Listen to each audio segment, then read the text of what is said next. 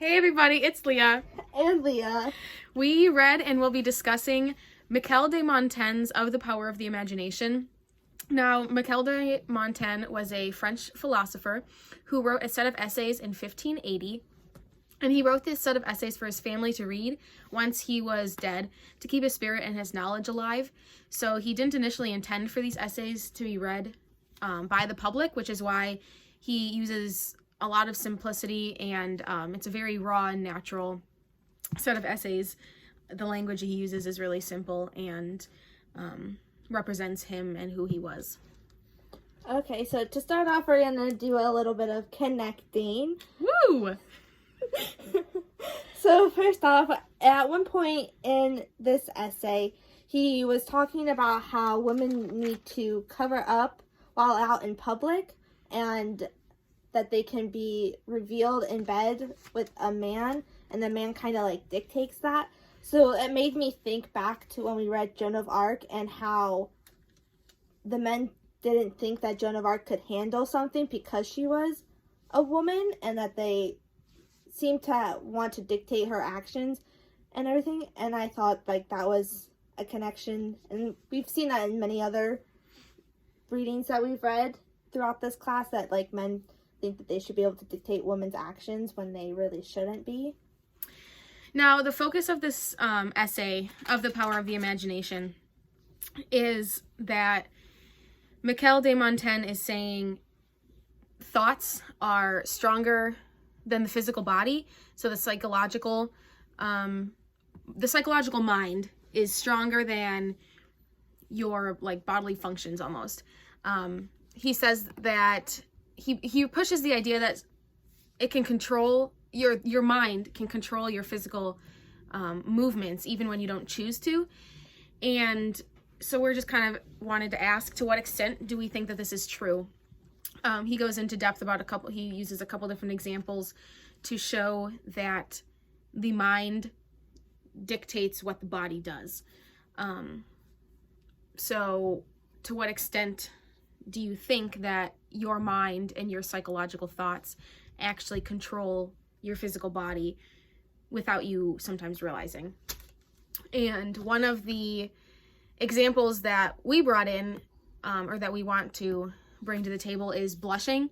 When you blush, your nervous system sends blood to like your face, which is why you blush, which is why your face gets red. And this is normally caused by embarrassment or emotional stress, and different emotions can cause blushing. And so this is something that's happening to your body physically. Your cheeks are turning red, but you're not choosing for them to be.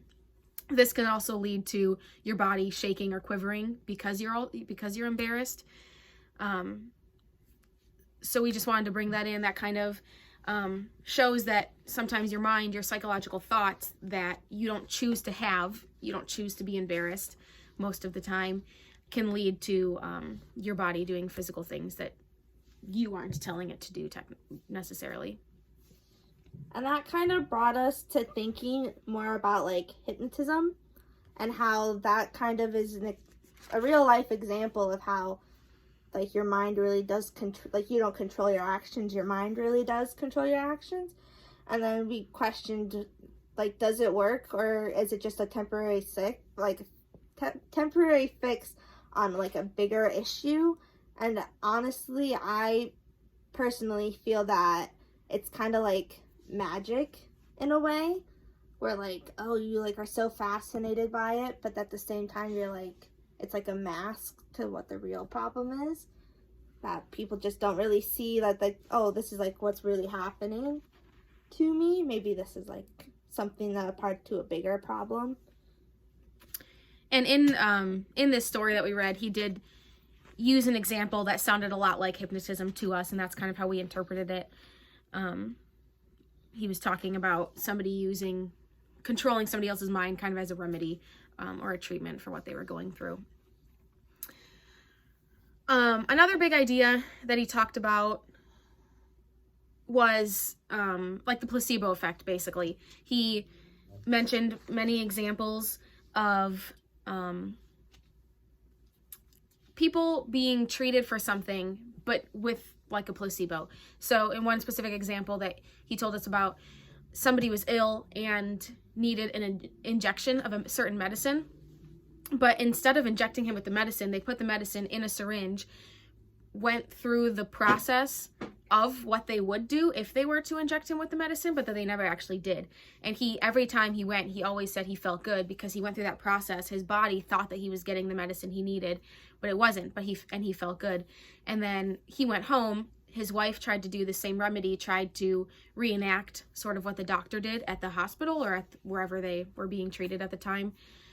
She tried doing the same thing at home and it didn't work. So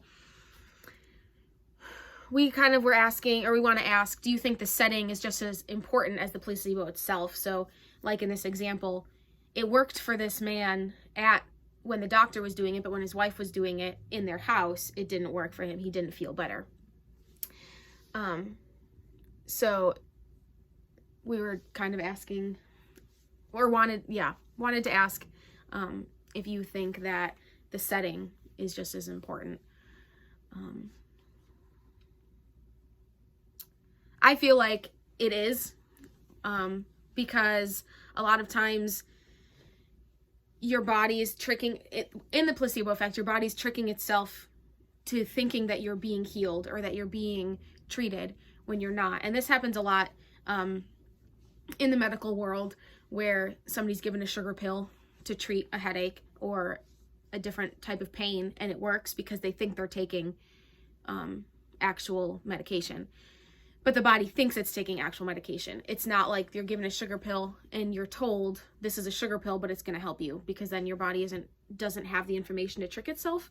So I think that the setting is important. You have to have certain things in place in order for the placebo effect to actually work on your body. And that's just my personal opinion.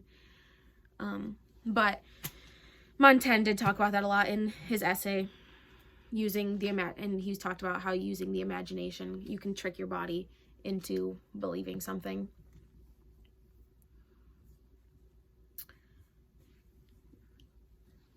And then another thing that kind of goes hand in hand with that is if like you convince yourself that something is true, it's gonna become true. So we were just wondering if you believed it, that if you think something so much, convincing yourself that it's true will become true one day. And personally, I think actual progress needs to happen before something comes true. Just simply thinking about something isn't going to make it really happen. There needs to be some kind of action to it in order for something to happen, or else it's just going to be an idea that's never going to come true. And this can go into religious beliefs also. A lot of people depend on the power of prayer, and this kind of is speaking to that in a way. You're convincing yourself that it's true. Now, we understand if you're praying, you're asking for someone to help you or someone to send you help. So it is different, but it kind of has the same idea where in your mind you believe you're receiving help from somebody. It's kind of the same thing. Montaigne was saying, if you believe that something's going to happen, it will happen. If you think hard enough, if you use your imagination and really believe, then it'll come true. And then finally, sort of, again, going along with this whole placebo effect, tricking your mind into doing something or into believing something. Montaigne spoke a lot about illnesses, and he specifically said that if you see somebody who's sick, you'll get sick because your mind sees it and then tries to give you those same conditions. It's gonna obsess over it in a way. Yes. So like you'll think about it, you'll overthink it because you saw it. Now you're going to get sick. And this can be connected back to the Black Plague documentary that we watched earlier this semester, because we saw that people in that time period, some people believed that eyesight transmitted the plague. And we discussed this in class and talked about how obviously they didn't have enough medical knowledge to know that that's not true, to know that it can only be transmitted through touch. To the fleas. Yeah. So this goes back to that because Montaigne was talking about seeing somebody sick makes you sick yourself. So we wanted to connect it to the documentary. Oh, and then just as a final example for that, yawning. If you see somebody yawn, you're going to yawn. And I don't really know how that works, but I guess that goes back to his whole idea that Your mind tricks itself. your mind tricks you. If you see somebody yawn, you're going to yawn. Yeah. There may be other medical reasons for that, but I just thought that was a good example to bring back into seeing somebody sick is going to make you sick, because typically seeing somebody yawn makes you yawn.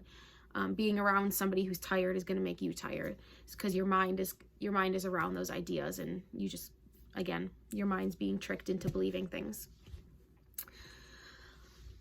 So I think that's everything. I hope that this gets you thinking about how powerful your mind is, that it can trick its own self and your body to do crazy things, basically. Yeah, it was really interesting, and